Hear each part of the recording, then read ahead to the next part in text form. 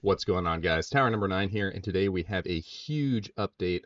Fantasy Flight Games has banned Boba Fett for the time being. Now, they said suspended, but Boba Fett Collecting the Bounty is no longer legal to play in premier events, and let's talk a bit about this announcement and what it means. So, they posted an article here from the lead game designer Danny Schaefer. Effective November 8th, 2024, Boba Fett Collecting the Bounty is suspended from Premiere. That means that Boba will not be able to be played in any events, competitive or casual. Now, it's not, oh, we're, destroying him completely. You can never play him again. They said he's suspended, and they're going to be looking at it in the future. He is legal in Twin Suns, and you can still play him in Draft and Sealed. But in Premier Constructed, Boba Fett is no longer allowed.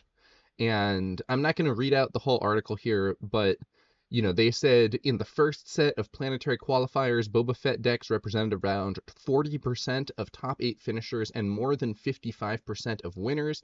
That's far above the line of an acceptable metagame share for a single leader. And they said that they were considering waiting to see whether or not set 3 meta was going to counter Boba, and they ultimately decided it was going to be better to intervene now. And to be honest, I really agree with them, because my opinion is that the set 3 meta was actually going to be pretty vulnerable to Boba. So I think stepping in against that and taking some proactive action is good. And as they point out, acting now allows players to build Twilight of the Republic decks and prepare for the next PQ season, knowing what to expect without the specter of Boba Fett hanging over their heads.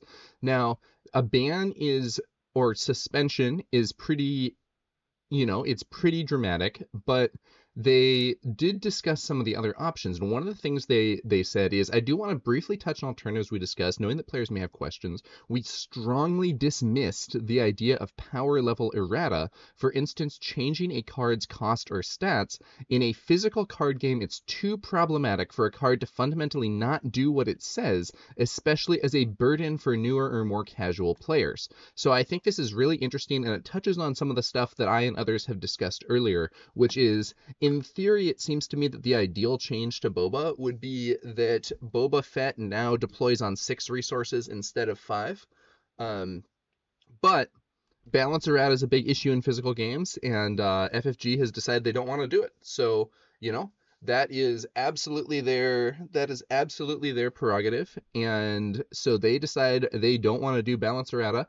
And balance errata can be really controversial, because having the card not do what it says is really tough on newer players, people who haven't heard about this stuff.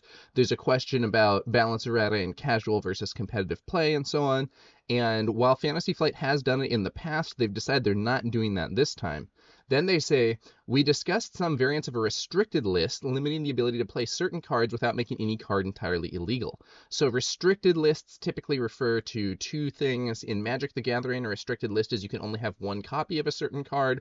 In past FFG games, a restricted list has meant that you can only have 1 card from a certain list. You can have as many copies as you want, but imagine if Fett's Fire Spray and Boba Fett's Armor were on a list.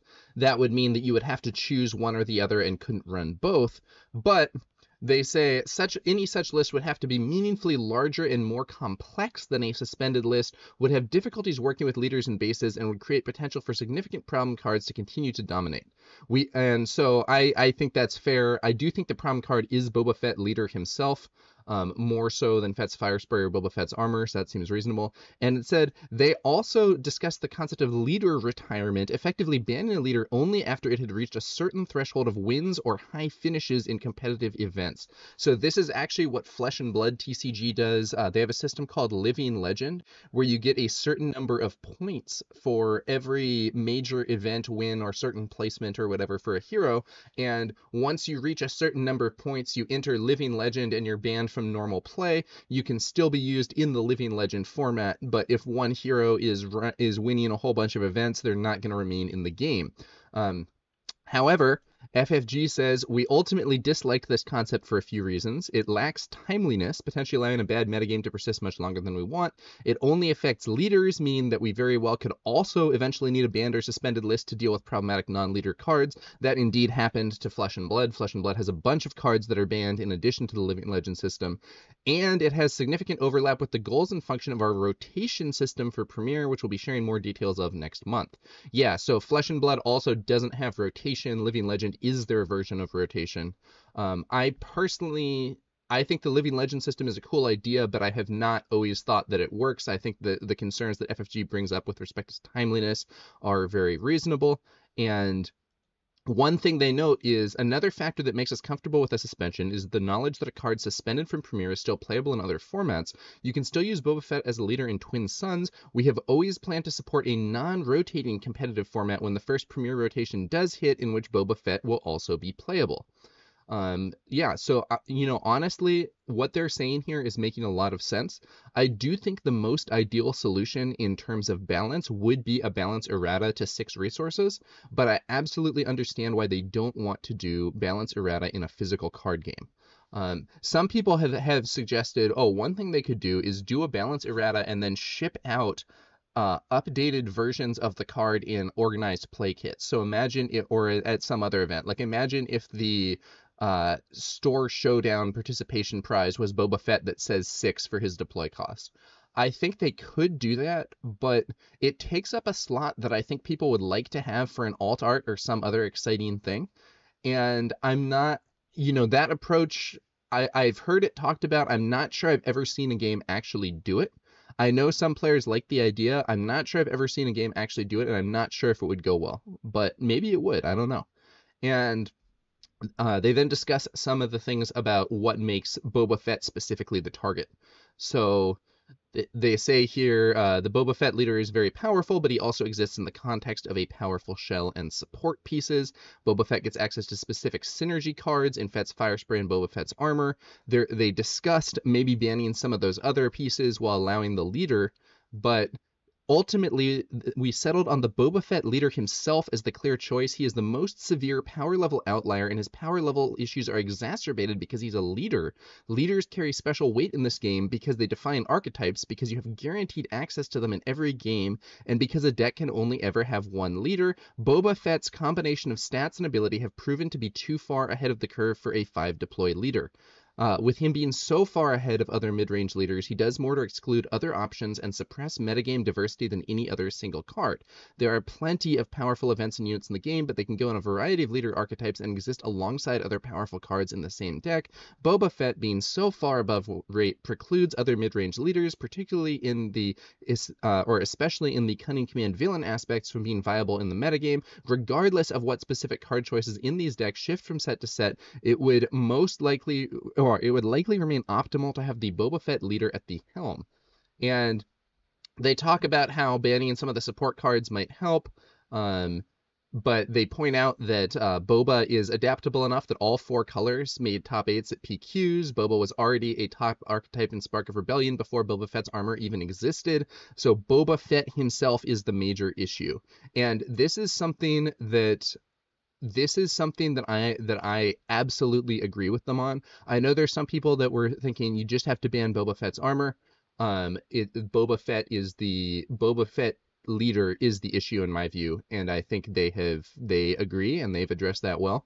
And they do have a little note here. How did they get here? I'll start by stating the obvious. The Boba Fett leader was a development mistake. If we knew back then what we know now, we never would have let him go to print with that combination of ability, stats, and deploy cost. And they talk about some of the stuff that happened in development. They were saying they didn't really know what the leader's stats were going to end up with. And for much of the playtesting process, several leaders had stats that were more in line with where Boba Fett ended up. Imagine a 5'7" or a 5'10" Darth Vader, a 4'9" Luke Skywalker, or a 2'7" Sabine Wren. And in this environment, Boba at a 4'7" was fine. And they said he, in fact, was rather average, but many of the other leaders were nerfed, and while Boba was adjusted, his numbers were still pretty good.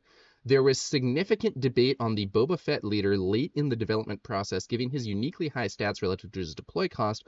Ultimately, the decision won out to take the risk of keeping him strong, given that we hadn't seen evidence of him being overpowered in our testing up to that point. We knew he was pushing the limits in terms of numbers, but felt that he could be strong but balanced relative to other leaders. Clearly, this was incorrect in retrospect. Other leaders were also pushing limits in various ways. Sabine ran an Emperor Palpatine at the extremes of the cost curve, Hera Syndulla breaking aspect limitations, even IG-88 pushing the amount of damage a 5 deploy leader could put in play, and Boba Fett ended up being the one that we pushed too much. And yeah, you know, when you're doing that first set, you don't really know where things are going to end up, and I don't know, you know, when I saw IG-88 previewed, I thought, wow, a leader that swings for 5, that's crazy, that's going to be so good, and I was totally wrong. And I can see why the uncertainty about what of these things are going to be, what of these things are going to be most relevant to have be really strong on your leader, we don't really know. Well, you know, it turned out that having good stats on your leader with Boba, coupled with his ability, which really is quite good, but the stats are one of the biggest problems because he's, you know, he's a 5 leader with the stats of a 6 leader.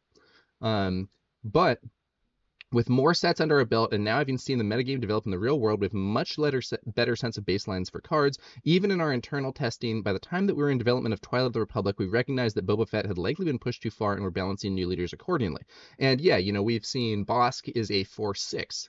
Django is a 3/7. So, you know, there have not been any other 5-cost 4/7s. Now, they do say it would be naive to say we'll never have a power outlier like Boba Fett again. To never make mistakes would mean never taking risks, but we have learned a lot from him. And, you know, to me, this announcement is saying all the right things. I'm really appreciating what I'm hearing here from Danny and FFG. And they say they're going to keep watching the metagame and provide regular updates on what we're seeing. Our next update will be in March 2025, and we'll update again every few months after that. These updates will include an evaluation of cards currently on the suspended list and whether they could safely be removed, as well as the possibility of adding cards to the list. And what are they going to look at? We will largely be looking at metagame dominance, especially the share of top 8 and winning deck lists in competitive tier events as a primary metric in determining when to take action. We'll also weigh the amount of time a deck has been at the top of the metagame, being more willing to act if a deck has been dominant for an extended period of time. We may also factor in play pattern considerations, such as if a top deck wins via an infinite combo that's difficult to interact with or otherwise creates games that play out in an undesirable way.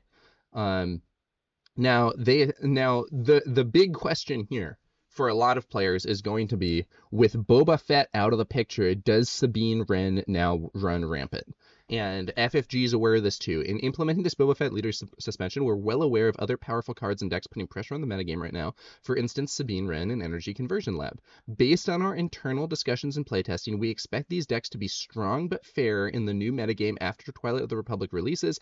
If these aggressive archetypes rise to the top, we're confident the player base has the tools to target them effectively. There are already a number of strong decks which can be tuned to have good matchups against aggressive strategies. We also expect to see significant metagame shakeups with the releases of upcoming sets like Jump to Lightspeed and Legends of the Force, but of course we will continue to monitor the metagame to see if it matches our expectations. So I think FFG is confident that people can find an answer to Sabine Wren. If people can't find an answer to Sabine Wren, I could easily see her being suspended in March with that next update. We're going to have to see what happens. You know, Boba Fett collecting the bounty is he's a very strong leader. He's been very powerful. He's pretty flavorful too, but I think his high power level has kind of overshadowed that. And I personally am very much with Danny Schaefer when he writes, I'm very excited to see what new decks players bring in this fresh, wide open format with the Boba Fett leader gone and a new set coming into the mix. Until next time. So huge news from Fantasy Flight Games, huge shakeup in the meta. The question for me now is going to be what comes next. So are we going to see an era of Sabine dominance? I honestly think probably not, but I will say, as someone who's played a lot of Sabine, hearing that Boba Fett is out of the picture is definitely getting me a little excited. One other thing I'll say is that a lot of set 3 cards haven't really been evaluated yet, and with Boba now no longer part of that evaluation, you know, we might see some stuff. I know I was thinking that basically the Boba Green decks were already poised to be really strong into the set 3 meta. I was like, okay, if someone does a Swarm deck, Boba has overwhelming barrage. If someone does exploit, Boba has waylay. I'm seeing counters to both of the, new strategies or mechanics here with barrage against a wide board and waylay to counter exploit pretty hard. So I was thinking that Boba was actually going to suppress this meta, but now that's not looking to be the case, and it's going to be really interesting to see what people do with it. So that is the big announcement from Fantasy Flight Games, and personally from me, it's 2 thumbs up. I think I'm impressed. I'm impressed by this change. I'm happy to hear they took quick action, and I think that ultimately this change is straightforward, legible, and will hopefully lead us into an interesting new meta. So it's going to be interesting to see how things go here in set 3, but this is, in my opinion, a great way to start things off. So shout out to Fantasy Flight Games for taking balance action here, and I am excited to dive into the set 3 meta. In fact, I'm going to announce a new series here.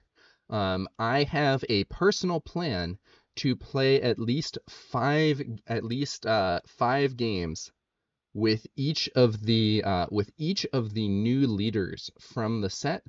And depending on how this goes, I may even do more than 5, testing different aspect combinations and so on, and then reporting back as to what I see there. So, stay tuned for that, and I'll have some deck lists coming out. I'll have some thoughts on those games, what seems good, what seems less good, and how I like potential builds for each of the new leaders in Twilight of the Republic. So stay tuned for that and more content here at TowerNumberNine. And also, if you have not already checked it out, I have been doing a bunch of live streaming during the PQ season, where I have been commentating primarily over at the McClunky Gaming channel, but I've been doing commentary with various co-casters on games from the planetary qualifier season. I really enjoy commentary and casting, and if you want to see some games, you can check those out over at the McClunky Gaming channel. The Florida PQ that just happened this last weekend had some of the best games I've ever seen. I think they're uploading those now, and the finals in particular is awesome, and I believe already uploaded. So if you want to see some tournament gameplay with commentary from me and others, check out the McClunky Gaming channel. I will link that in the video description below. All right, that's going to do it, guys. Thanks again for watching, and I will catch you guys later with some more Star Wars Unlimited content. See you.